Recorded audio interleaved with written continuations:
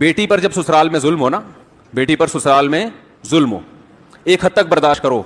پہلی کوشش اسی کی ہونی چاہیے، ایک حد تک اس کو مہلت دو، بھائی انسان کا بچہ بن جا، بہت ہو گیا. لیکن اس کا ایک حد ہو نا کہ اتنے دنوں تک آ گیا تو ٹھیک ہے، نہیں آیا تو ساری زندگی برباد تھوڑی کرنی ہے. ایک صاحب کی بیٹی کہیں شادی ہو کے گئی، انہوں نے مجھے بتایا میرا داماد بڑا ظلم کر رہا ہے، کم بخت نشہ بھی کرتا ہے، یہ بھی کرتا ہے، وہ بھی کرتا ہے. میں نے کہا یہ نہیں سدھرے گا، طلاق لے لو. کہہ رہے نہیں نہیں، دل تو کس کے ہاتھ میں ہے؟ اللہ کے ہاتھ میں.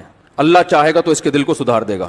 میں نے کہا دل بھی اللہ کے ہاتھ میں ہے، اللہ چاہے گا تو سدھار بھی دے گا، لیکن ہمیں نہیں پتا کہ اللہ چاہے گا بھی کہ نہیں چاہے گا. بھائی اللہ اگر بتا دے کہ میں سدھار دوں گا پھر تو ٹھیک ہے. اللہ نے کب گارنٹی لی ہے کہ سارے بگڑوں کو میں سدھاروں گا؟ کہیں گارنٹی لی اللہ نے؟ تو تمہارے داماد کو تو میں بالکل ٹھیک بنا دوں گا. بلکہ اللہ نے تو یہاں تک بتا دیا کہ انک لا تہدی من احببتا، ہمارے نبی چاہتے تھے کہ آپ کے چچا ایمان پہ ان کی موت ہو. اللہ نے فرمایا اے نبی جس کو آپ چاہیں گے اس کو ہدایت نہیں ملیں گی. نبی کو چچا کو نبی کی چاہت پہ ہدایت نہیں مل رہی، آپ کے داماد کو آپ کی چاہت پہ ہدایت کہاں سے ملے گی؟ بھائی آپ کس کھیت کی مولی ہو؟